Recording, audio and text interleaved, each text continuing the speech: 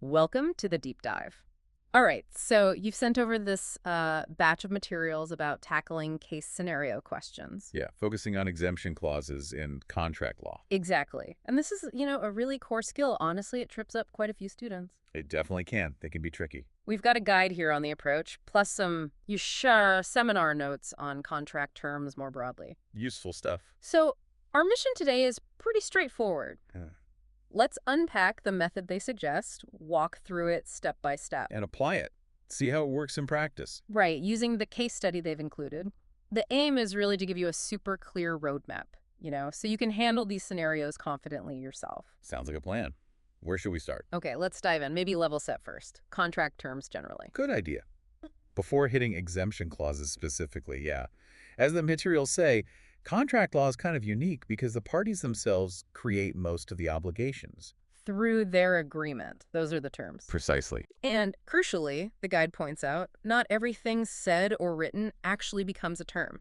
Big difference between, sales puff, a representation to maybe get you to sign, and a real promise that's part of the deal. Absolutely. Only breaking a term lets you sue for breach of contract.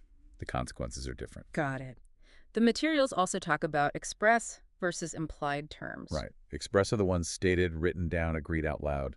Implied terms are the ones read in maybe by law, like Sale of Goods Act, Okay. or by custom, or sometimes courts imply them to make the contract work, like business efficacy. Right, like that implied term of fitness for purpose. Okay, Yeah. so terms are the basic obligations. Where do these exemption clauses fit in? So exemption clauses, they're a specific kind of express term. Okay. They're clauses one party puts in to try and, either completely exclude their liability if things go wrong, Right, get out of it entirely. or sometimes just to limit it, cap the damages at a certain amount. So you see things like, we accept no liability whatsoever. That's exclusion. Versus liability limited to the contract price.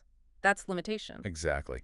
And the materials really flag why these need careful handling, especially in standard form contracts, the ones you can't negotiate. Take it or leave it. Yeah. There's potential for abuse there if one side has way more bargaining power, which is why the law has these specific tests for them. Okay, so that leads us to the big question in these scenarios, doesn't it? Can the party actually rely on that clause? Does it work? That's the core issue, yes. And the framework in the materials, it's really useful. It gives you basically a 4-step process. A system. Exactly. A systematic way to analyze any exemption clause you come across. Okay, lay it on us. Oh. What are the 4 key questions we need to ask? Okay, first, incorporation. Was the clause actually made part of the contract? Is it even in there? Right. Second, construction. Assuming it is in, how do we interpret it? Does the wording actually cover what happened? Okay, interpretation. Third, unusual factors. Is there anything else going on sort of outside the clause itself that might stop them relying on it? Unusual factors, right. And finally, step 4, neutralization by UCTA. Does the Unfair Contract Terms Act step in and basically knock the clause out? UCTA, okay. Okay. And the guide is really clear. You have to go through all 4 every single time. Yes. Even if you think, this looks unreasonable under UCTA, Yeah. you still need to analyze incorporation, construction, everything. Show the whole process. Right, demonstrates full understanding. Okay, let's start with step 1 then. Incorporation. How does a clause actually get into the contract? Well, the materials highlight 2 main ways. The simplest is signature. If you sign on the dotted line. Pretty much. If the clause is in a document you sign, you're generally bound by it, even if you didn't read it. That's the Illustrangen-Grokub rule, right? It's quite harsh. It is strict. The main exception, the materials note, is if you were misled about what you were signing, fraud or misrepresentation. Okay. But lots of times there's no signing, like leaving your coat at a cloakroom, getting a parking ticket. Dry cleaning. Dry cleaning, exactly. How do clauses get in then? That's where the second method comes in. Notice, if it's an unsigned document, like a ticket or receipt, or maybe it's on a sign, the party trying to use the clause has to show they took reasonable steps to bring it to the other person's attention. Reasonable steps. And crucially, this has to be before or at the time the contract was made. Okay, reasonable steps. What does that actually involve? What do the courts look for based on the materials? Well, they highlight a few key things. First, where is the notice? Is it on something you'd expect to find terms on? Like a proper contract document? Yeah. Or is it just, say, on a receipt? Because usually a receipt is just proof you paid. It's not typically seen as the contract itself. Right, the Chapelton case with the deck chair ticket, that was just a receipt. Exactly. Putting terms on a receipt after the deal is done. Probably not effective incorporation. Makes sense. Which leads to the second point. When was the notice given? Timing is absolutely critical. It must be before or at the point the contract is formed. Or Because you can't just add terms after the agreement is already binding. That's too late. like the hotel case. Ollie in Marlborough Court. Perfect example. Contract made at the desk downstairs. Notice inside the hotel room afterwards. Too late. Not incorporated. Okay. Location, timing. What else? How it looks. Was the notice sufficiently conspicuous and legible? Ah, so was it hidden? Tiny print? Or is it actually clear? Exactly. Was it prominent? Did they do enough to actually bring it to your attention? Think about Thornton and Shoe Lane parking. The ticket referred to conditions, but they were inside the car park. After you'd already committed to entering? Right. Not reasonable notice of those specific, quite harsh conditions at the time of contracting. Okay. And the last way I mentioned is previous course of dealings. Yeah, if you've dealt with someone many times before and the same clause was always used. Even if it wasn't explicitly pointed out this time. It might be incorporated based on that history. A consistent pattern can imply the terms are part of the deal, like in Sperling and Bradshaw. Got it. Okay, that's the theory of incorporation. Let's apply it straight away to this case study, Sarah and Sparkle Clean. Okay. So Sarah drops off her dress. There's a sign, but it's small, partly hidden behind the counter. She doesn't see it. All right. She gets a receipt after handing over the dress.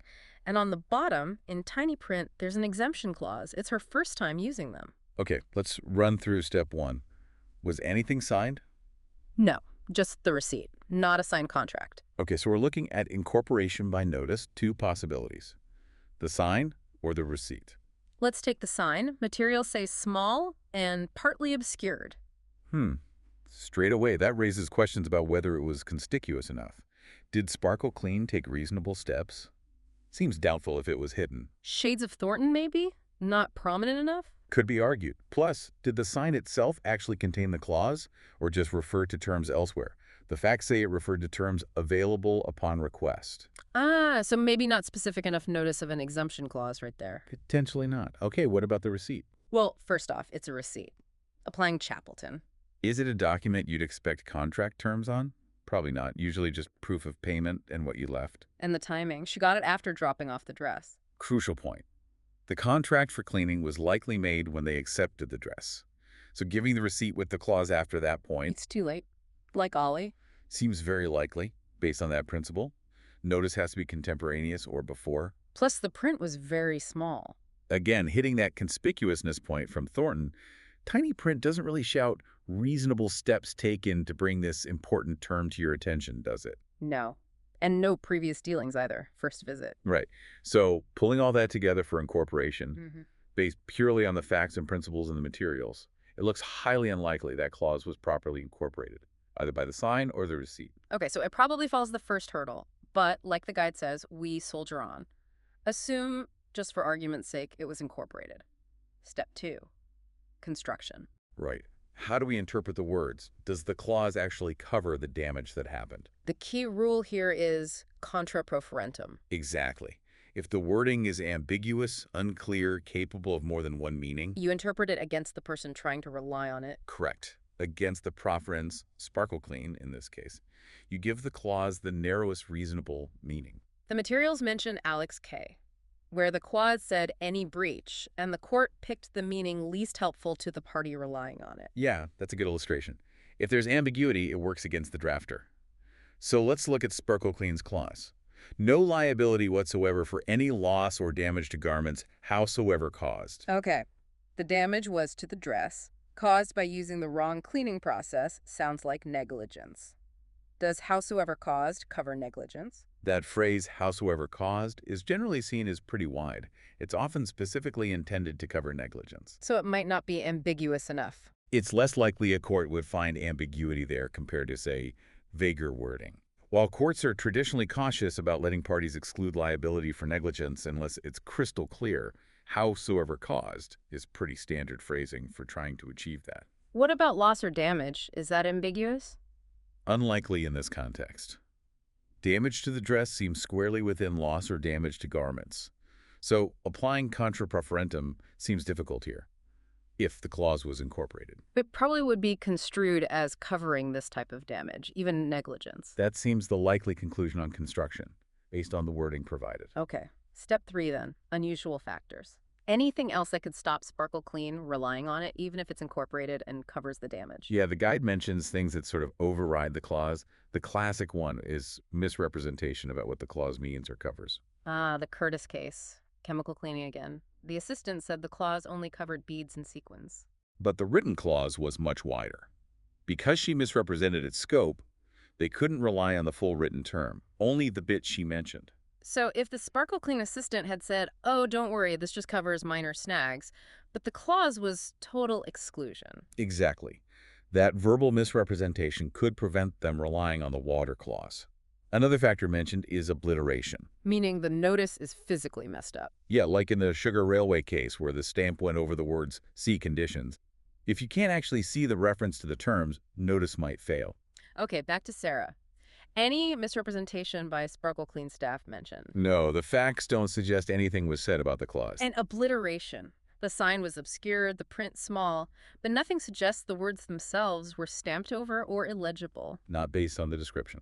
So, step 3, unusual factors, probably doesn't apply here. Right. Which brings us to the final hurdle. Step 4, UCTA.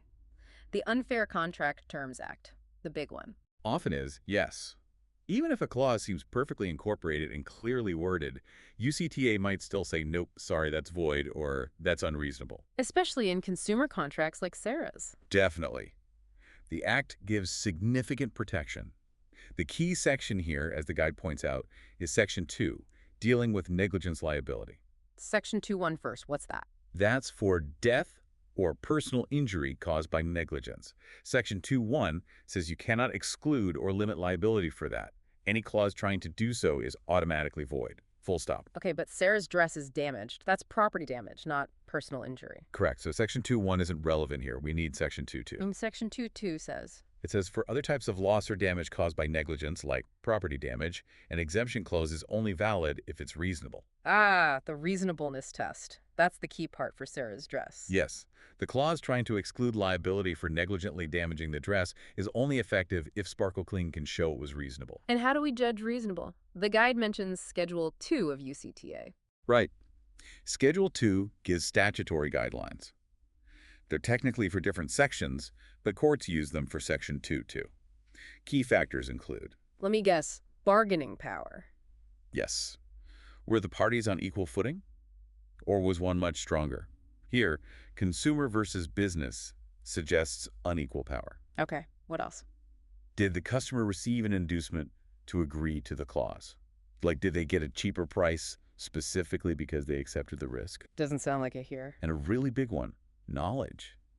Did the customer know, or should they reasonably have known, about the clause and its extent when the contract was made? Okay, let's apply those to Sarah. Bargaining power. Likely unequal. She's an individual consumer. They're a business using standard terms. Inducement. No mention of her getting any benefit for accepting the clause. Knowledge. This seems critical given our incorporation discussion. Absolutely. She didn't see the obscured sign. She wasn't told. She got the receipt with tiny print after the contract was made. So, realistically, she had no idea this clause existed when she agreed to the cleaning. It seems almost certain she didn't, and couldn't reasonably have known. So, considering those factors, unequal power, no inducement, lack of knowledge, what's the verdict on reasonableness? Applying the Schedule 2 guidelines, as discussed in the materials, it seems overwhelmingly likely that this clause would be found unreasonable under UCTA Section 2.2. Courts don't tend to look kindly on clauses hidden from consumers until after the deal is done. Generally not, no. Yeah. Especially not broad exclusions like this one. Okay. We've done the 4 steps. Incorporation, construction, unusual factors, UCTA. We've applied them all to Sarah and Sparkle Clean. What's the final overall conclusion? Can Sparkle Clean rely on the clause? Based on that analysis, following the structure from the guide, the conclusion has to be no. They almost certainly cannot rely on the exemption clause. And the main reasons, just to summarize? 2 main pillars, really. Yeah. First, it probably wasn't even incorporated into the contract properly. The notice just wasn't good enough location, timing, visibility. And second, even if somehow it was incorporated and did cover the damage, it would very likely fail the reasonableness test under UCTA Section 2.2. mainly due to Sarah's lack of knowledge of the term before contracting. So Sparkle Clean is likely liable for the ruined dress. The clause won't save them. That's the outcome the analysis points to, based on the provided materials. Wow. You see how walking through those steps just leads you there? It makes it manageable. It really does. That systematic approach is gold. Identify the issue. State the rules for each step. Incorporation, construction, factors, UCTA using the cases and principles. Apply those rules methodically to the facts you're given. Yeah, step by step. And then conclude for each step, and finally overall. It stops you just jumping to UCTA, for instance. Right. It forces you to build the argument properly. Okay, quick recap of the key takeaways from the guide then. Sure. Exemption clauses try to exclude or limit liability. You must use the four-step test. Incorporation, construction, unusual factors, UCTA. For incorporation, it's signature or reasonable notice before or at the time of contract. Think location, timing, visibility. Receipts usually aren't contract docs. Construction. Interpret the words. Ambiguity. Contra proferentum against the party relying on it. Unusual factors like misrepresentation can kill a clause. And UCTA Section 2.1 voids clauses for death, personal injury from negligence. Section 2.2 requires reasonableness for other negligent loss, like property damage. Reasonableness considers bargaining power, inducement, and especially knowledge. And analyze all four steps systematically. That's how you nail these questions. Exactly. So there you have it. A deep dive into answering those exemption clause scenarios using the framework and case study from the materials. Hope that breakdown gives you a really clear method. It's all about having that structure to apply to the facts. Definitely. It really highlights, doesn't it, how much turns on those seemingly small details the guide points out: when the receipt was given, how big the print was, whether the sign was visible. Absolutely.